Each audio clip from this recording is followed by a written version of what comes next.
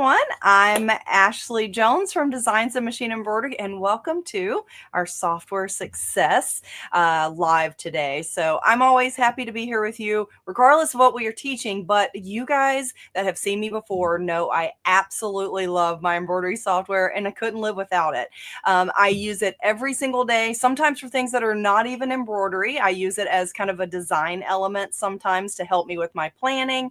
There's just so many different things that you can do with it.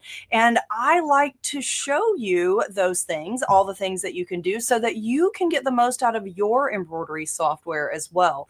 You purchased it, you own it, you might as well learn to use it and use it to its fullest. So I always like to share my love of software with all of you in hopes that you too will learn to love your software as much as I do. So I know we have lots of people joining today, and we'll say hi to a few and then we'll get right into our topic. So we'll give everybody a little bit of time to join. And I see lots of names that I recognize and familiar. So Jennifer Anderson, thanks for being here. Alexander, thanks for being here with us. So from Northwest Tennessee. So she said it's sunny. That's kind of nice. Sharon Dayton, thanks for being here from Liberty Center, Ohio. She said she wants to learn more about making patches now that I have some of the products. So that's awesome. This is going to be a good one for you too, Janice.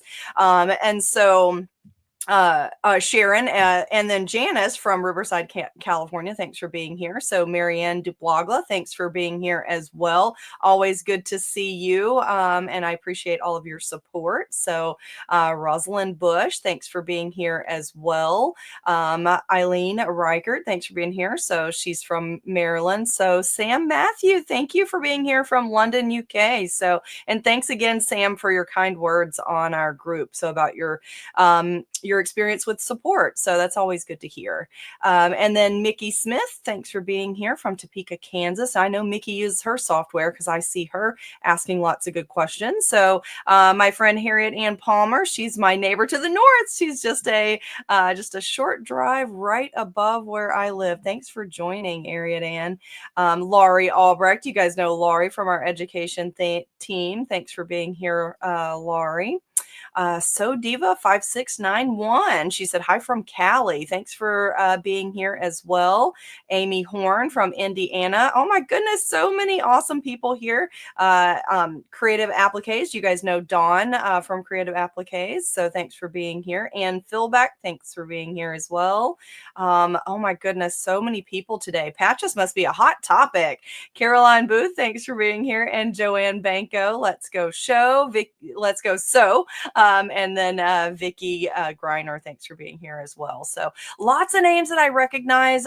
Thank you all for being here. I hope that you guys do learn something each time you come here. If you are new to Software Success, we do this live every first and third Tuesday. And this is only about software. So about embroidery software that we have here from Dime. And we try to make sure that you get to learn to use it and can get the most out of it. So let's see what we're going to be talking about today as far as our software topic. So we are going to be talking about patches. So you guys know that us here at Dime, we have lots of software programs that are kind of like your one-click options for making a design. But on Software Success, I try to share with you the ways that you can make a patch, or in this case, a patch, but do the same thing, but in other programs as well.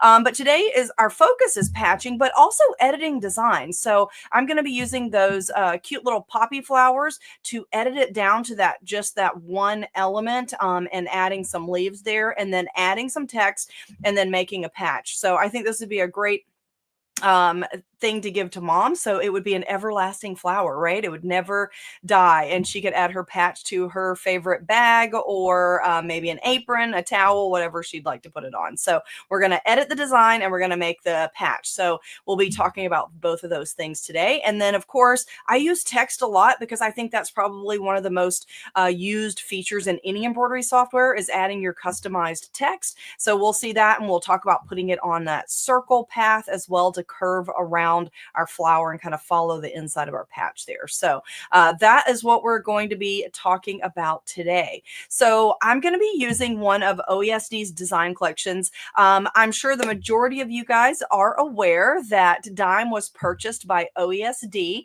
and OESD is really known for their amazing designs and how well their designs stitch out, but also their stabilizer and stabilizer education to make sure that you've got the right foundation for your designs.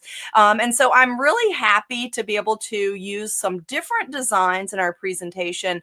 I've chosen one from the OESD site, and I'll share with you exactly what it is. And it's called this Flower of Continents.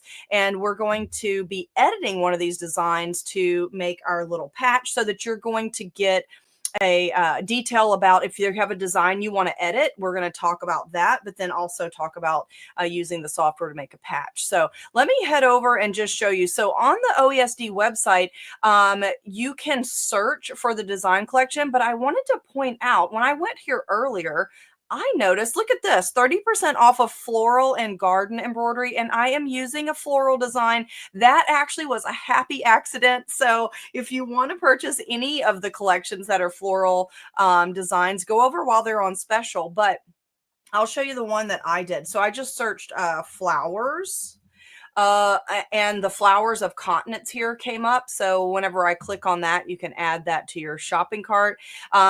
This is all of the flowers in the collections. You can buy them individually or you can buy the whole collection. And we're going to be using this poppies here. So I thought that was really cool how they have the different flowers from these different continents. So really a neat kind of concept. Okay, so let's go back to our program, and then let's talk about a patch. So we're going to use that design and we're going to make a patch to put it on.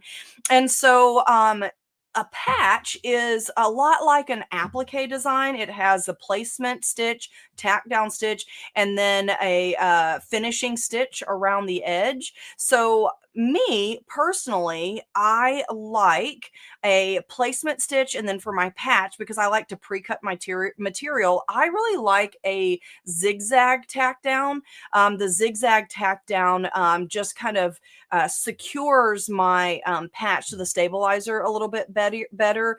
And also when I'm pre-cut a shape, a lot of times I pre-cut it based on this placement line. So you can see that my design is inset more so that my zigzag is going to grab onto more of our patch. A lot of times we get the question, when I pre-cut a shape, don't I have to make it a little bit bigger so that the stitch line grabs it? Well, I just cut it the same size, but then you can use a zigzag stitch, and that's going to make sure it grabs onto most of your pre-cut shape, and that works for applique as well. But also I like my finishing stitch inset about 80%. It gives you a really nice clean edge, and it has most of the stitches that are sitting on the material. If we're doing a patch, we're usually stitching on a type of stabilizer like our heavy duty water soluble or the Badge Master by OESD. And then that's going to rip away completely from the edges. And so if it tears away, we don't have anything left here for the thread to sit on. So I like to put most of my stitches on the patch itself. It just keeps it looking really good whenever we're done stitching. And then also about a patch, I like the finishing stitch to run last. That is going to make sure that my stabilizer that we stitch on doesn't get prematurely perforated. Okay, so let me head over to the software and let's make a patch, and then we'll edit our design. Okay, so here's the final patch that we're going to make here. And I'm going to talk about this marrow stitch, and then also about the placement tack down and how to get that. Okay, so let's start with a new workspace.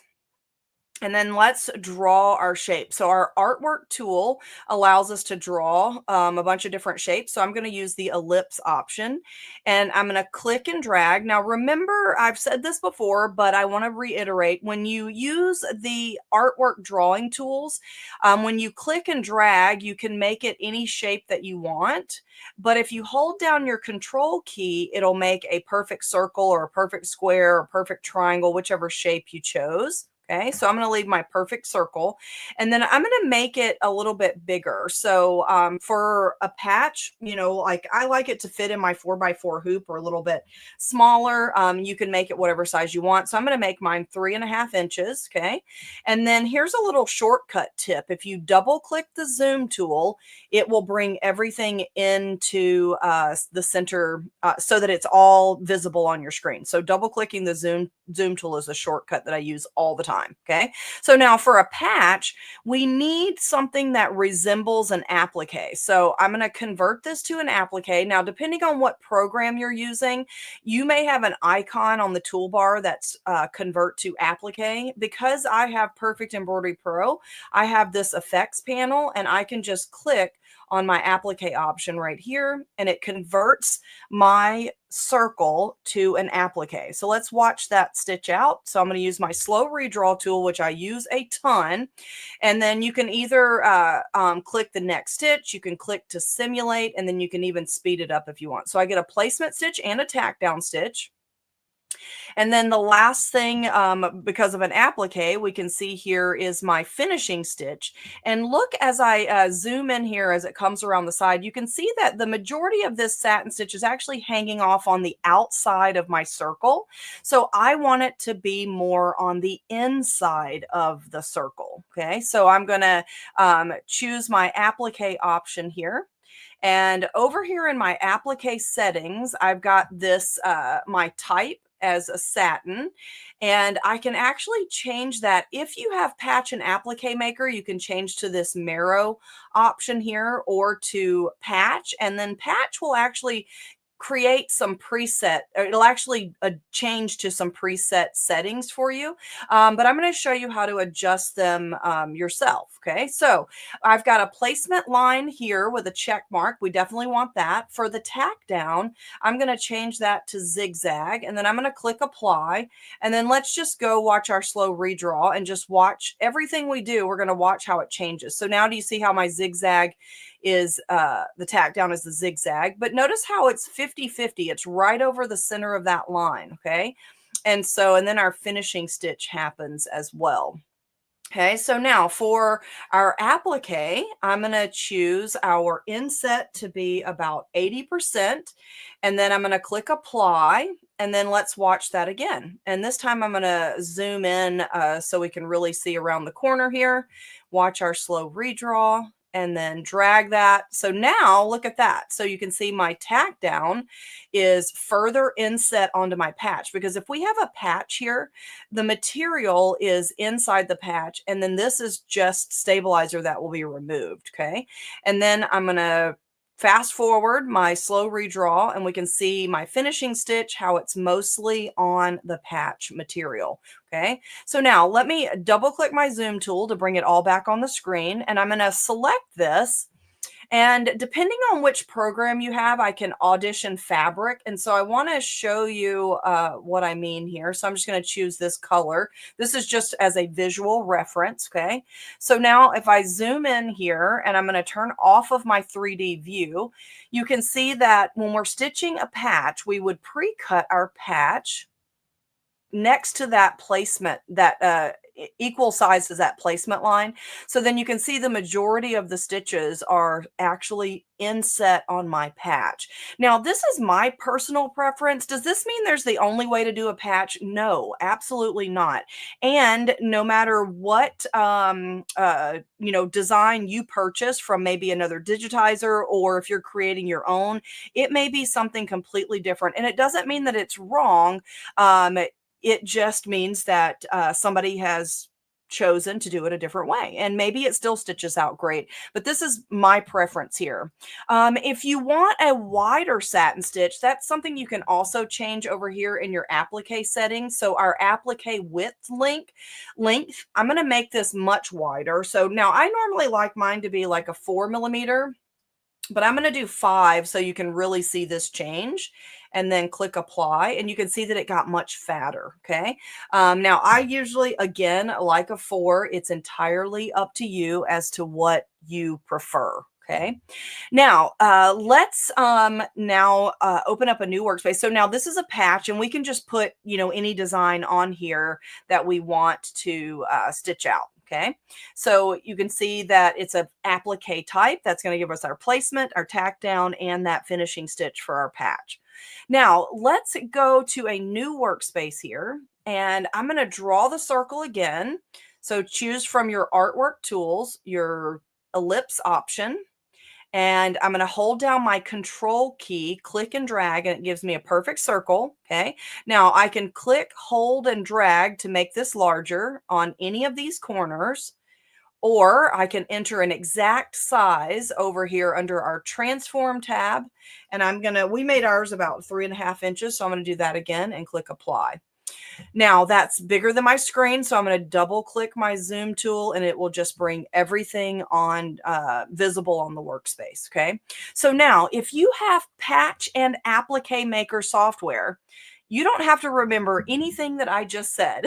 So our Patch and Applique Maker software program allows us to create patches just by choosing these styles. And I'm going to click OK. Oh, what am I thinking? I need to make it stitches first. So let's convert this to our applique. So I'm going to right mouse click, convert to my applique. And then now let's go over to our style here. So in Patch and Applique Maker, there's this little t-shirt icon that's actually on your toolbar if that's your only program. But I access all of my extra features over here to the right-hand side. So I'm going to click that t-shirt. So what that little t-shirt is, we call it styles.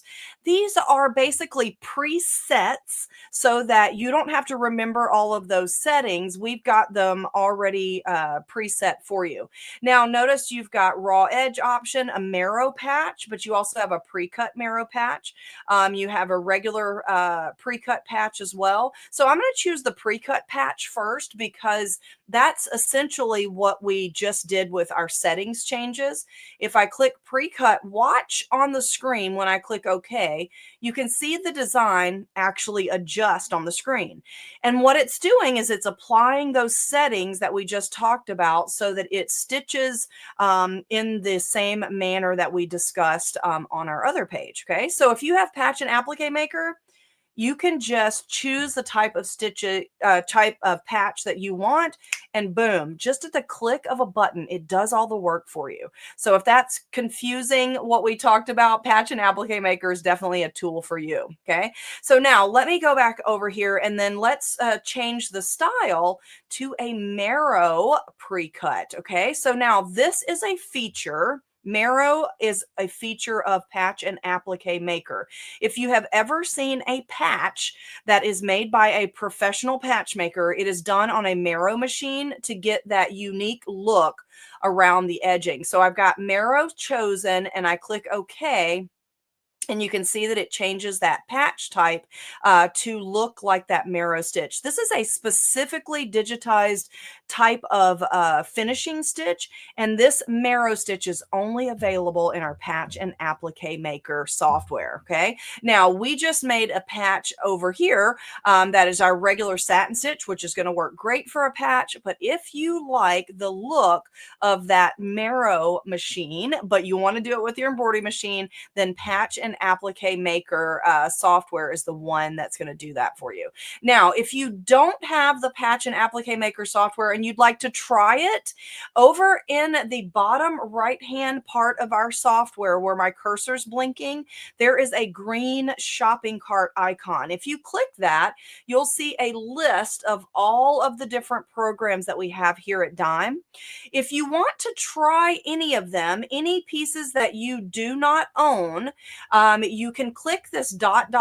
next to that option, and there will be an option to try this software. Now, I don't have the try option because I own all of these programs. And so when you click that ellipsis option, you will have the option to try the software. You can do that for any of our programs and play around with the features to end the trial version, you must close out your software and open it back up. So just make sure you've got everything saved before you try a trial version, because the trial version is going to disable your ability to save anything until you start your software again. So, okay, so now let's see if we've got any questions on just making the patch part before we go on to editing the design. So, and I think that's a lot of what people want to see. We have so many designs that we want to learn to edit, right? And we need to know ways to do that. So I'm just looking through to see if we have any questions. So Marianne said, "Hi Joanne, do you have the same size as the placement stitch when you cut on the scan and cut?" So I'm not sure Joanne's answer there, but in our Dime software, cut on your placement stitch line.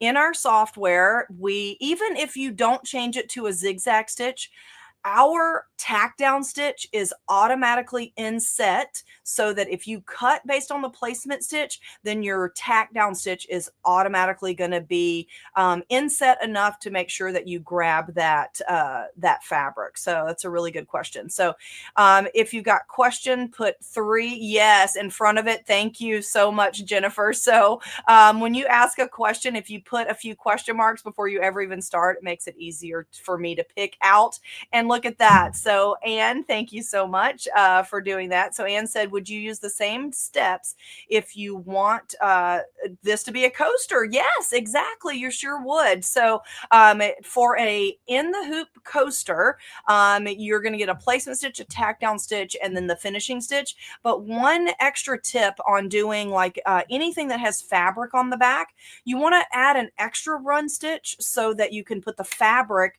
on the back of your hoop so that you have a nice finished backing as well. So that's the only thing I personally would do different.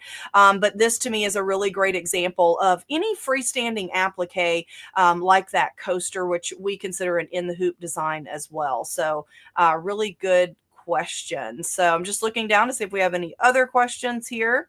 And then Vicky says, as to cut size, take the shape and I do the size and 2 other cuts out a few millimeters larger than the best. And so if you're using somebody else's design that you haven't created, then I definitely understand the desire to want to make your shape a little bit bigger, because their placement stitch and their tack down may be exactly on top of one another. So that's a really good point too, Vicky. So, and then Joanne said, Ashley, can you summarize how a patch and applique may differ in general settings? Yeah, absolutely. So when you are making an applique design, we're usually putting an applique by definition is that we're fastening a piece of decorative fabric or material to a base fabric, whereas a patch is freestanding. So if we're fastening fabric to a base fabric like we do with applique, then generally I usually have my settings where they're like 50-50. So my satin stitch that runs around the edge, I want it to be 50% hanging on the outside of my applique and 50% hanging on, because in this case, I'm actually stitching the 2 pieces to fabric both inside my applique and fastening to my base fabric. So I want to make sure I got good coverage on both sides. But with a patch or a in the hoop design that has a satin stitch around the edge or freestanding type applique, I like the majority of the stitches to fall on the material itself. So when you remove your stabilizer, you're going to get still a really nice clean look. So so that's a great question. So thank you, Joanne, for that. So okay, so since we don't have any other questions, let's head back over to the software. And now that we have our base patch, I'm going to open up a new workspace here, and then I'm going to grab that flower design and bring it onto our workspace. Okay, so my flowers here are underneath my C dime designs, so I can access them over here really easily. And I'm just going to scroll down those poppies are toward the bottom here. There they are. And now when you purchase a design from OESD, it gives you all of the embroidery formats. So it doesn't matter which one you use because you're gonna, after you edit the design, you're gonna be saving it to your format anyway. And so here's our design that we're gonna edit. So I'm gonna ungroup it. That's the first thing that we wanna do. So you either have ungroup on your toolbar, you can also access ungroup and group underneath your right mouse click too, okay? So now that I've ungrouped it, I can just draw a box around part of the design to delete it. But notice here, I actually drew my box and I actually grabbed part of this one and I don't want that, okay? So now I'm just gonna get parts of it just like this. Actually, let's come from up here. Now, I do have a lasso tool, but the lasso tool is only part of, I think, Perfect Embroidery Pro, and it is actually underneath your select tool here, and it's the lasso. The lasso allows me to select an odd shape like this, okay? And then I can press the delete on my keyboard. If you don't have the lasso tool, this is what you can do. So just select the majority of it and then press the delete on your keyboard, okay? And I just, select and delete, and then that's going to remove part of your design. Now over here in my sequence view, I could also um, delete by color, but in this case my red of this poppy that we wanted to save is part that I don't want to delete. So I'm just clicking and deleting. You can see that it's breaking it up all strange, which is perfectly fine. So I'm just left with this here, okay? So now I also removed part of this, but I did keep a couple of these leaves just to add some color here on the bottom. So I'll show you how I did that, but you certainly don't have to do that. So now again, because these are intertwined, I'm just clicking on these different areas and then pressing the delete on my keyboard. Okay. And then I'm just deleting all of these stitches. And then again, you can draw a box around it. And like here, I was able to then separate out that one leaf, and then I can select everything here and then just press the delete on my keyboard. Okay. So now I'm just left with these two parts here. And so I'm just going to bring this up, and then I'm going to use my rotate here, and I'm going to put it right at the bottom of my stem. And so if I double click my zoom tool, it'll zoom us in really closely. And then I can also select that. Let's actually select over here in our sequence view. I'm going to do a right mouse click and say collapse all. And then I can select the pieces of the leaves here, and let's group that together so we can move it easily. So maybe you'd want to rotate it just a smidge more so that it gets it away from the edge of your flower there. Whoop, and you know what I did? I'm going to undo, undo, undo, and undo again because I actually accidentally grabbed this stem as part of the green. So if I undo one more time, here's my original leaf that we were moving around. So now I can group it before I get to that stem. So, and I'm not kidding, guys. This is exactly what I do when I am designing on screen. That undo key I use so much. It was easier to undo to get it to select than to figure out which parts and pieces over here I needed to group separately. Okay. So now that we've got that, let's group the whole thing together. So use our group icon, and then I'm going to copy it, and let's just go over to where we already created our patch. Okay. And then I'm going to paste it here. Okay. And now that's a little big for our patch size, so I'm going to resize it. So our software again does recalculate stitches. So if you are resizing a design that is from the outside, from an outside source, it will do it. And it does recalculate the stitches. And then maybe we want to rotate this just a smidge. And now let's add some text. Okay. So let's select everything. And then I'm going to choose my center align option to make sure we're centered. There we go. And then we'll add our text here above. Okay. And so I'm going to choose my text tool and then click on the workspace. And then I just had best mom ever. So I'm going to say best mom. And I'm going to use a different text for the bottom. And so let's talk about this for a little bit. So best mom ever. Well, actually, let's back it up. I'm going to put it all on one line, and I'm going to click apply. Now, we talk about text a ton, right? So you guys, most of you are probably very familiar with our font options. And so I'm going to use this one here and see if I like that. And I actually think that looks actually kind of nice. So that is a font called Adrenaline, and it is from our luxury font pack, which is a item in our shopping cart, and it's the very last one. Font pack number 6 is where this text comes from. Okay, so I'm going to make my text black. So I'm going to right mouse click on my black color, and I want to put it on a circle path. So let's over here in our properties. So pretty much everything you're going to do in our software, when you select an object on the screen, so this is what we call an object. So this is an object, our applique is an object, our text is an object. And so when you select any of these objects, there are things that you can change in the properties area over here in the upper right. So for text, I have the option to put it on a circle under type. So depending on which program you use, you may or may not have built-in text. And if you have text, then you most likely have the circle option. Now, here's a really good use of your zoom tool.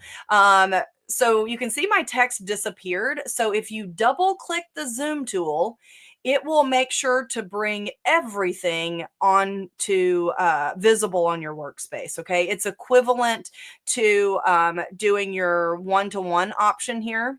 Or I'm sorry, not your one-to-one, your to fit. That means it's going to fit it to our workspace. Okay, now I'm going to go back to my text tool, and we can make this much smaller if we want. When you're curving text, a lot of times I like to make my circle the same size as the item I'm curving it around. And in this case, you can see when I bring it in closer, I'm getting it to the size of my patch.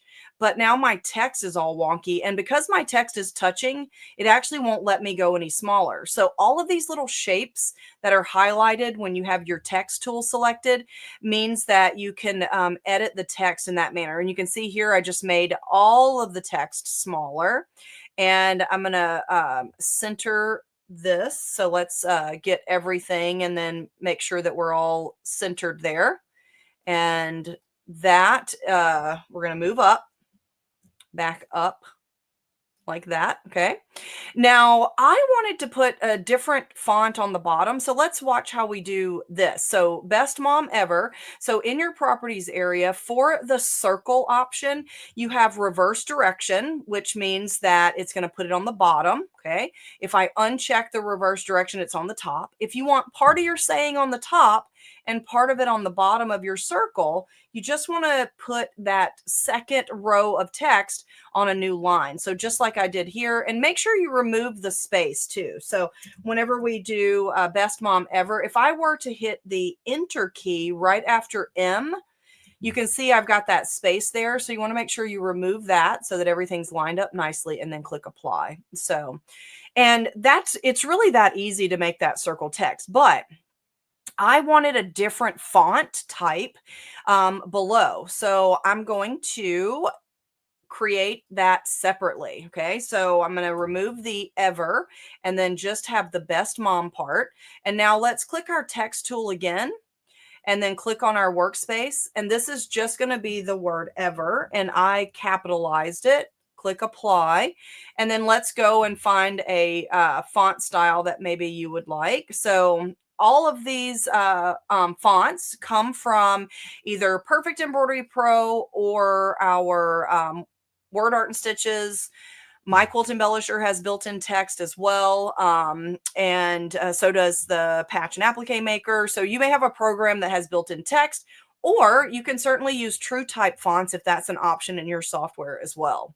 So now let's put this on a circle and see what it looks like. So over in my type, in my properties, I choose circle, and I'm going to click the apply button.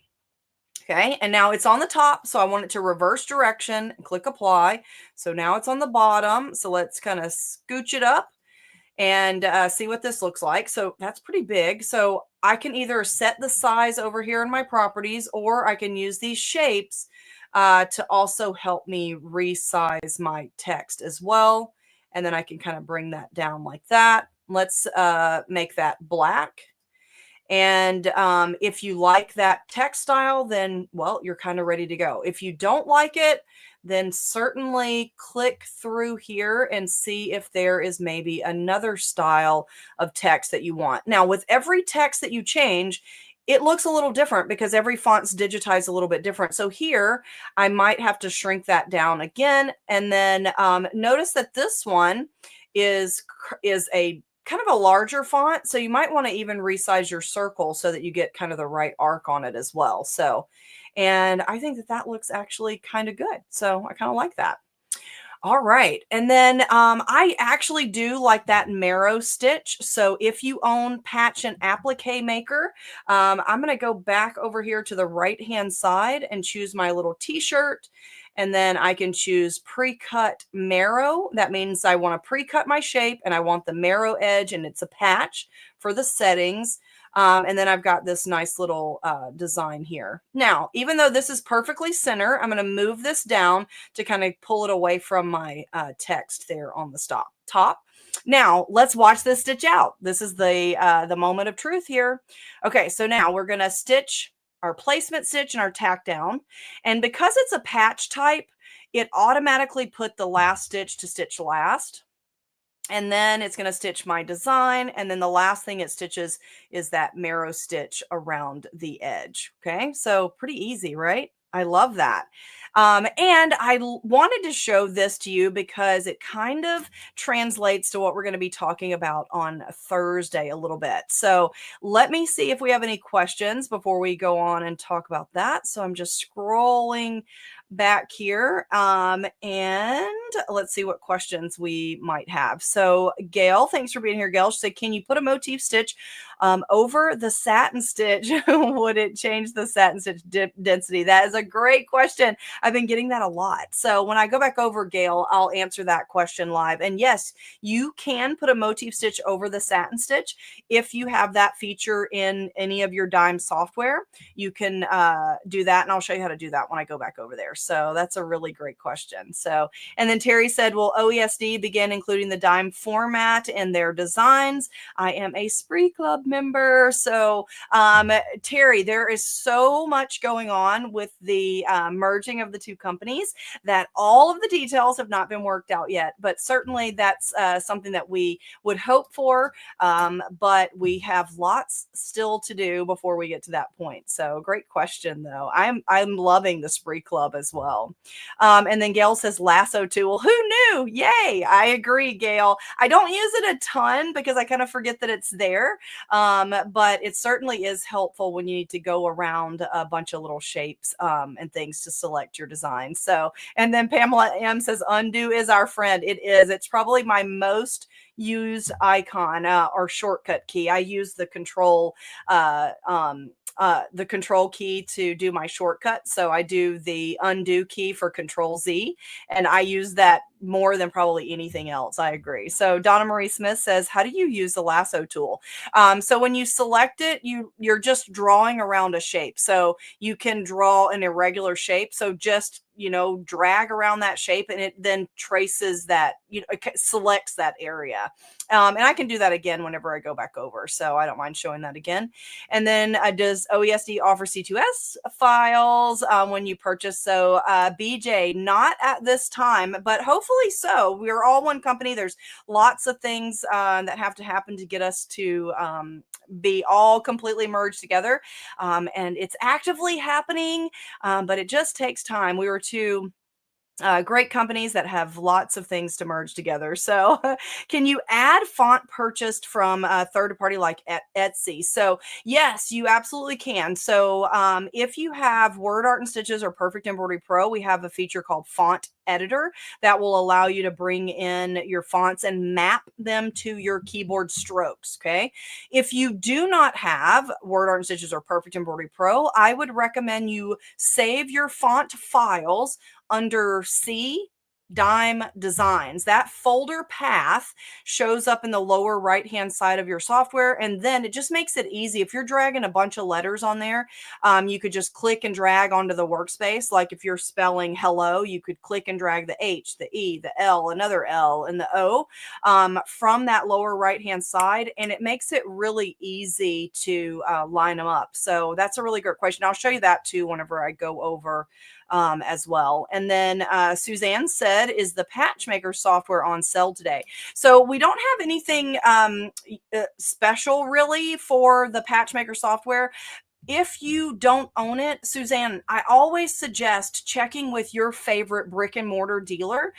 So that's where I would urge you to go first. They probably can give you the absolute best price. And also, you have another option for support. So if you purchase from your favorite brick and mortar dealer, you could go in there and ask them questions. And then you come to us for these things like this free software success and other things that we have to learn as well. But if you don't have a dealer near you, you certainly can go to our website. But I always love to see people support their brick and mortar dealers first and foremost, if you can do that. So, and then Sharon says, I have the tool shed. Do I need to get the new one? So I have the tool shed. Do I need to get the new one? So the tool shed, nothing has changed with any of our Dime software. So if you have Toolshed, that is perfectly fine. All of the features that I'm showing come from different programs that we sell that install inside of your Toolshed. So certainly if you want some of those features, you can add on to it, but you don't have, nothing has changed with Toolshed. Just keep up to date. If it says there's an update, do that and you'll be good to go. So, okay, so let's go back and answer some of the questions that we had. The first one, I think it was Gail that talked about the motif stitch over the satin stitch. So let me go back over to my software and then let's go back. Let's just do, I'm going to start over. We're going to do all of our steps all over again. It doesn't help to do, doesn't hurt, right? Because it repetitiveness helps us learn. Okay, so I'm going to go to my artwork tool, choose my ellipse, hold down my control key, click and drag to make my circle, and then we're going to convert that to an applique. So I'm going to do right mouse click, convert to an applique. Okay, so here's what I would do if you want a decorative satin, a decorative motif stitch over top of the satin. If you copy and paste this applique, so copy and paste it, not slow redraw, sorry, too much clicking too quickly. So I'm going to click it and paste it. Okay, so now we've got two copies. That second copy, if I come over here to my sequence view, do you see how I have the applique 1 and applique 2? The second one, I'm going to turn that one into a run stitch. So right mouse click, convert to a run stitch, or depending,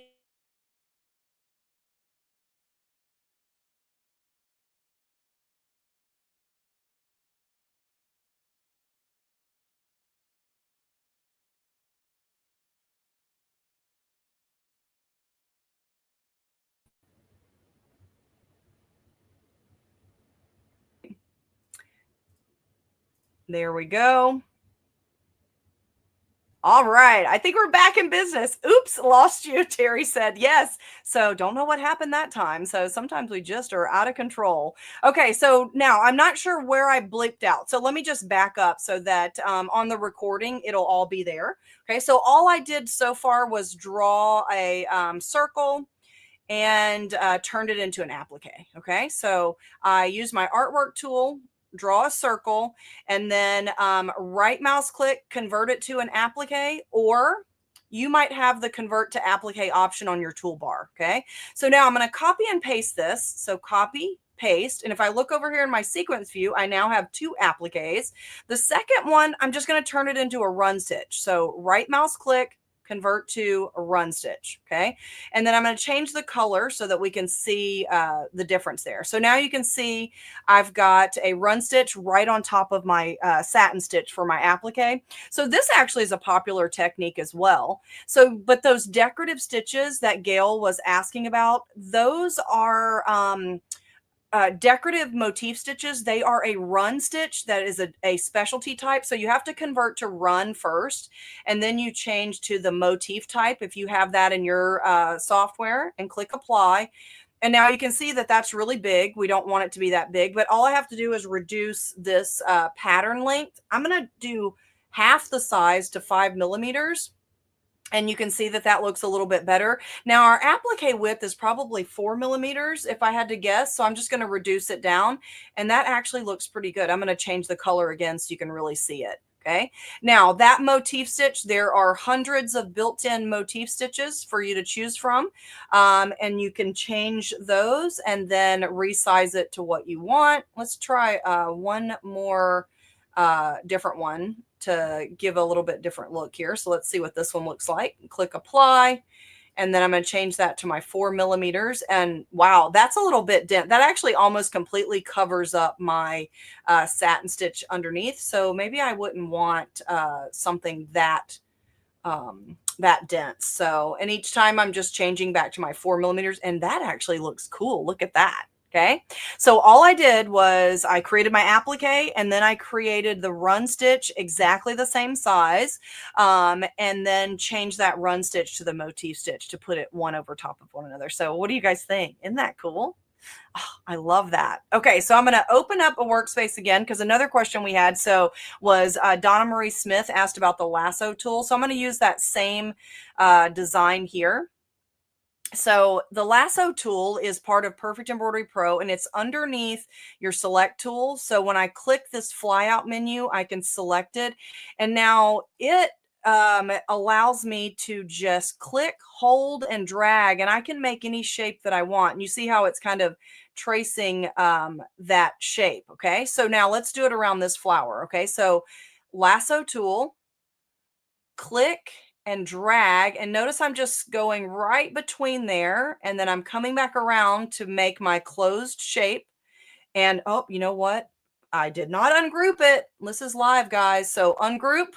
Let's do that again. Man, we're doing a lot of repeating today. So lasso tool, and then I'm just going to squeeze right between the two, and then come back around. And now you can see it's only selected that flower. Okay. And so that's our underlay underneath there, but that's how you use the lasso tool. So choose the lasso tool, click, hold, and drag around the area that you want to select to select just that area. So so that's part of Perfect Embroidery Pro. Okay, so I think that covers that. We answered Donna on the lasso. We answered Gail on the motif stitch. Hope you like that, Gail. That's a really great idea. And then we also have one more question. So the third party fonts like Etsy, that's actually a really good one. I get that question quite a bit. So let's start a new workspace. And then I'm going to go down to my design library in the bottom right. And now I've got a bunch of designs here. I used to buy fonts individually before I owned Perfect Embroidery Pro. And a lot of them I have just kept through the years because they were some that, you know, I had and I owned. Okay, so here's some of my fonts. And you can see that these were large fonts here, but you can see that I've got every letter separately. Okay, so if I want to spell a word, I just click and drag it on the screen. I'm going to scroll down to, I'm just going to do ABC here. ABC. Okay, so that's easy enough. And then watch this. This is actually really cool. If I select everything and I click the vertical align and then evenly distribute, then in just 2 clicks, I have my text all lined up on the screen. Now, this text here, this is lining up with this base part. So it may be a font that you then want to adjust. That's up to you. But that's an easy way to get them on the screen and then use your center vertical align and then evenly distribute those to get them all lined up. So really good question. So you guys are on it today. Okay, so and then Gail said, thank you for the motif. You're very welcome. I think more than you, Gail, probably liked that because I do get that question a lot. So, and then how do you get the programs you own to show on the right-hand side of the screen? So Jody Morrison, so the programs that you own over here on the right-hand side, they automatically show up there. So any program that you have a check mark next to, It's only the ones that you own. So you have to have purchased this program and entered a serial number. And when you do that, they will show up on the right-hand side. If yours are not showing up on the right-hand side, that might be a question for technical support. But if you own it and it's got a check mark, you should be set and they'll show up on the right-hand side for you. So all right. So here's some of the features that I use just because I like to share this with you. Now, you guys asked a couple of questions that I didn't have on here, but these were the features that I was using to create the patch and edit the flower design, the flower of continents design from OESD. So the auto patch and the marrow option, that is only in Patch and Applique Maker. Okay. So, but then we used our applique feature to create a patch. And so applique is part of PEP, My Quilt Embellisher, Patch and Applique Maker, Cut and Stitch, Special FX, and in the new In the Hoop, which we're going to be talking about as well in just a second, because you're going to see that this week. There's built-in text or part of those programs. You can also use true type text and convert it to satin to make your text in those programs there that are listed. And then the convert to run is what we used for creating that extra run stitch on the top of our applique, and then we converted it to a motif stitch.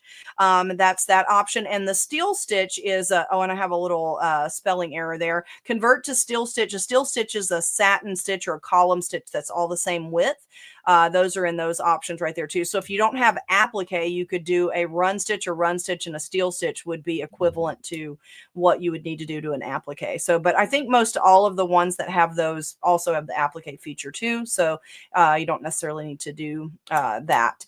And then the artwork tool, you guys have seen me. I use my artwork tool to draw all the time and then convert it to stitches. And that's in a huge selection of our software from Dime. So hopefully this helps you. Hopefully you learned a lot about patches. And so the reason I chose patches was because it's kind of an in the hoop kind of design, right?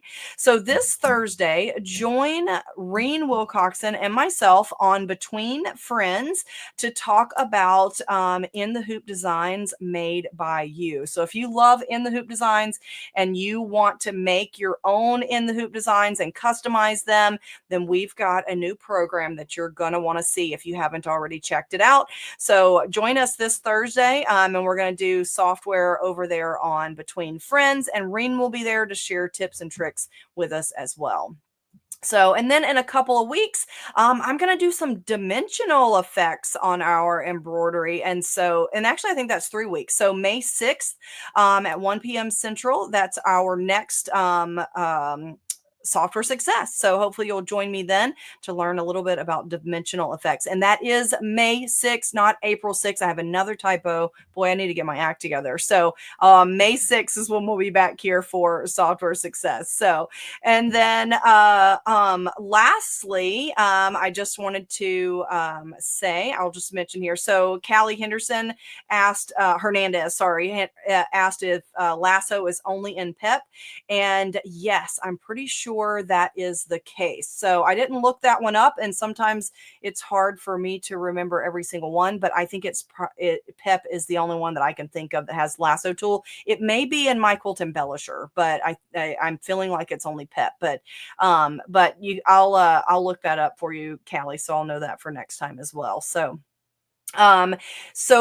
the software, so I used a variety of different art programs today, but Patch and Applique Maker is our one-click option for making a patch really easily and doing that marrow stitch. So if you want to check out any of our software, like I said, try them, the demo trial version from within Embroidery Toolshed, but check with your brick and mortar dealer, your favorite one, maybe even if they're not local, to see if they have any specials on the software. I always love to support them if you can. And then certainly if not, you can check out our website to purchase any of our software programs. So, all right, guys. So I think I answered all of the questions. And so I will say goodbye for now. Thank you all for being here, and I'll see you in a few weeks on May the 6th. So until next time, take care.